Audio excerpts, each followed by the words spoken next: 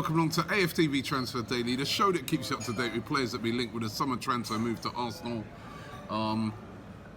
DT sat next to me. You know what? We're just on our way back to the UK.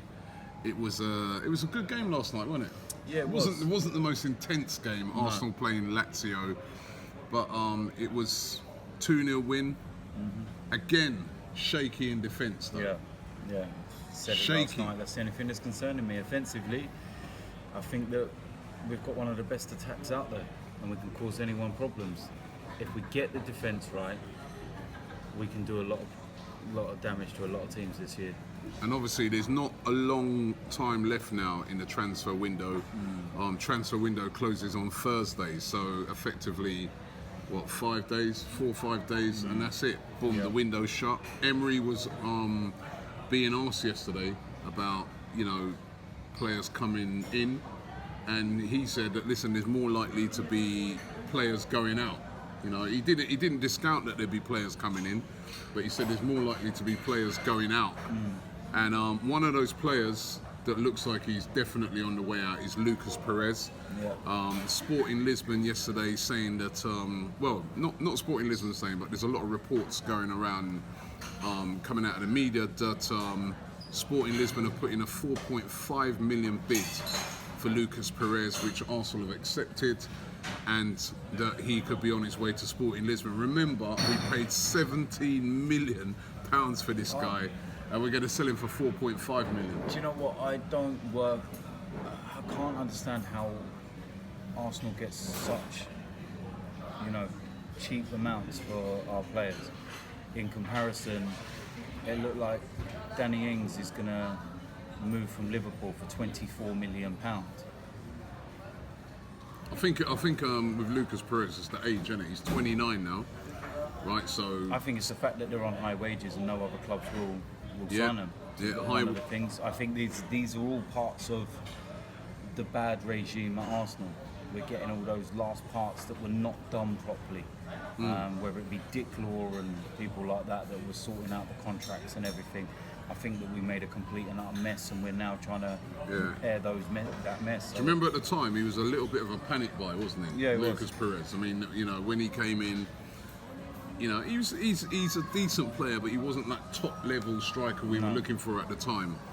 And like you said, now we're paying the price. If he goes for 4.5 million, and we paid 70 million for him 2 years ago, I mean, that is a massive loss. Got to take it on the chin.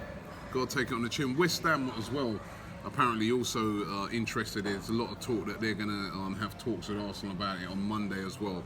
But the fact that he hasn't featured really on any of the games in the tour, I think he played at Boreham Wood, shows that he's definitely on his way out. Lucas Perez will be leaving the club. There's going to be a few other people leaving, Joel Campbell, people like that as well. But Lucas Perez definitely on his way out. Now, the Dembele one. Thank you very much. The Dembele one is also very interesting. Yeah. Of course, we're all getting excited about that picture where Dembele was pictured with Lacazette. He was pictured with, Aubameyang's dad and stuff like that, pictured with Guendouzi, Mkhitaryan, and a lot of fans were there thinking, wow, this is it, man, it could be happening, he could be coming. Well, it also emerged that he's returned to training for Barcelona early. Of course, he's one of the players that played for France in the World Cup. They won the World Cup, which means they went the whole way, and Barcelona gave him a couple of extra weeks off. So he's effectively not supposed to return to training until, about another week or so. He's returned early, and a lot of the talk is he's returned early to try and fight for his place at Barcelona now that they've signed Malcolm. He's obviously very worried about that. I don't believe that. Or could it be? He's getting himself prepared for us. That's all it is. You'd like that, wouldn't you? I'd love him to come to Arsenal. Our attack would be unbelievable. It'd be frightening, but we're not going to buy him on. No. He's what? Is he the second, third most expensive player in the world? £137 million. If this comes off, then it's going to be a loan deal with the option to buy. Barcelona know that they're not going to get the price that they paid for him back, and the only way that they can do it is by loaning him for a year and hoping that he has, you know, an unbelievable season where they can then turn around and recuperate near enough what they paid for him. And if he can't come to Arsenal, for example, for a year, had a blinding season, him and, you know, Aubameyang and Lacazette and Ozil and that were on fire and scoring goals and assisting and whatnot, then Barcelona could turn around and be like, this is the price now, Arsenal. If you don't want him, there's a whole heap of clubs that are going to take him now. Shouldn't Arsenal be just going out there and saying, right, I'm going to try and buy. Obviously, he'd be very expensive. Even if they were to take a big hit on that, he'd be at least 100 million they'd want. Right, which at the moment you can't justify paying that amount of money for him. Well, we was trying to pay that for Lamar. Well, that's true. That's true. If that is true, you know what I mean. I've got serious doubts as to whether that was actually true. Why don't we go and get Zaha? He's there as well. Don't. No. You don't rate Zaha? No.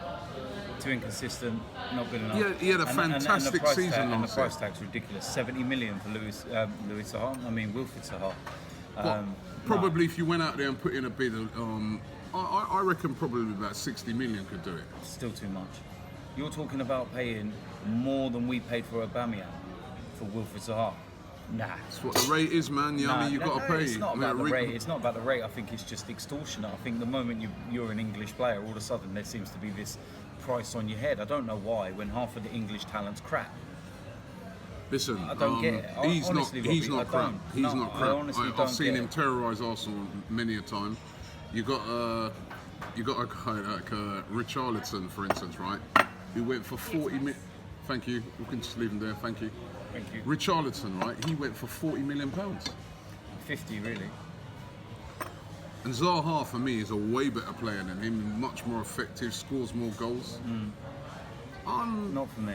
Not for me. I think that if you're looking for value for money in terms of price bracket and what he would bring, then the best bargain would kind of be Leon Bailey.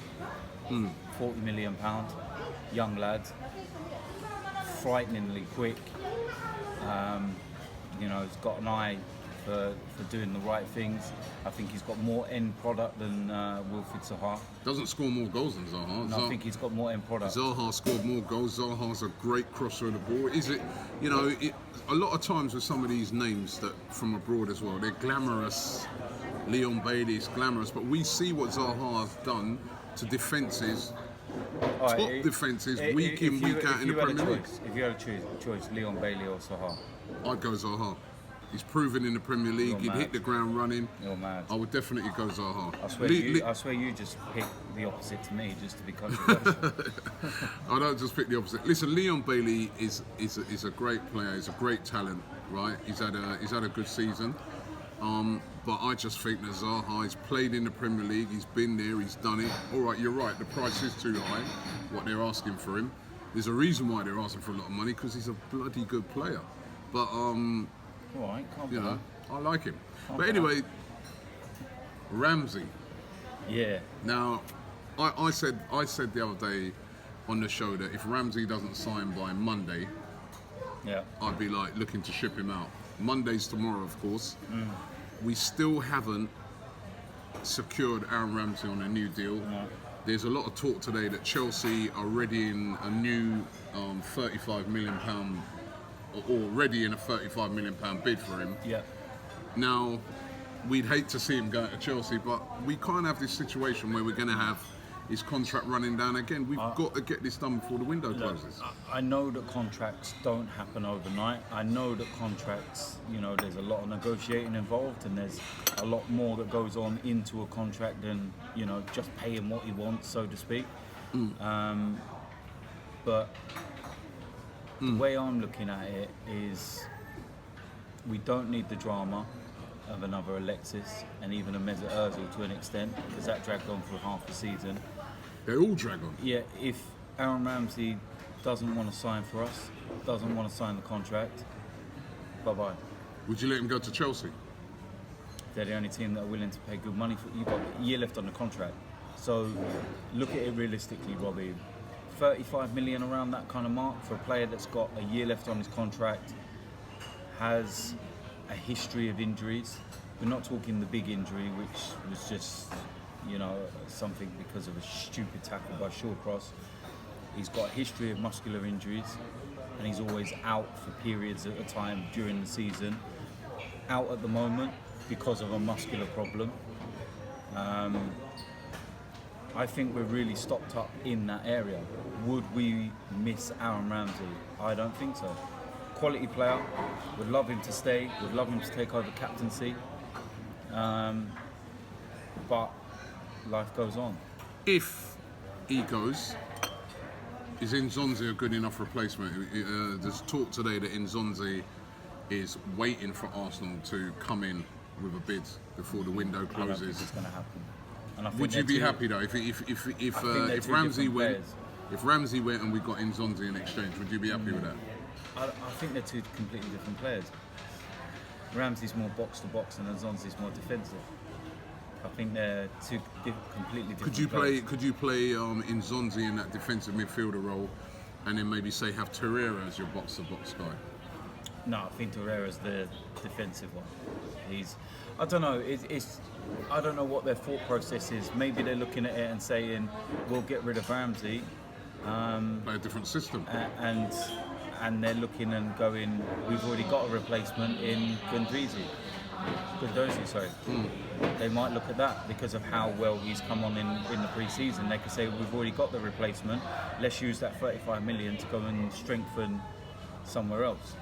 And then if you add the Lucas Perez money, the Joel Campbell, the Jenkinson, Chuba Akpom, I know the little amounts, but you add them all together, there's an extra 10 to 15 million all of a sudden boosting up your total from 35. There's 50. It's already going up. Do you know what I mean? So they might be looking at it like that and saying we don't need to replace Aaron Ramsey directly. We've got enough in there. And maybe that's the thought process that they're looking at. They're looking at it and saying, well, the ball's in your court. You got till here, sign it, or we're going to get rid of you because we can't have this dragging on and we can't afford to lose you for free. And it's as simple as that. And he's the last of that bunch of the British core. Not just the British core, that bunch of players where we messed up the contracts. Yeah. Well, no, there's still Welbeck as well. His contract still hasn't been sorted. That's another one. You don't even need to talk to me about him. I'll actually pay for his flight to wherever he needs to go. See you later, Danny. Off you go, mate. So that's another one that still needs to be sorted out. Yep. That's again whether he's coming or whether he's staying or going. It's still not sorted, is it? So, he's on holiday because he had such a tough World Cup sitting on the bench. Well, listen. I want to find out from you guys. There's not long of the window left. What do we need? That's what I'd really like to find out from you guys out there. What do you think in these last few days? What do you think Arsenal should do? Leave it in the comments below. We're about to head back on a flight now, back to the UK. Thank you very much, Sweden. It was great. It was absolutely crazy here last night after the game. It was unbelievable, but it was great to be over here in Sweden. Time to head back. No more trips for a while. The Premier League starts on Sunday. Well, for us on Sunday. Actually, it starts on Friday. Yeah. Looking forward to it. And thanks for watching the show today. Go get yourself some rest, mate. No, I need some breakfast.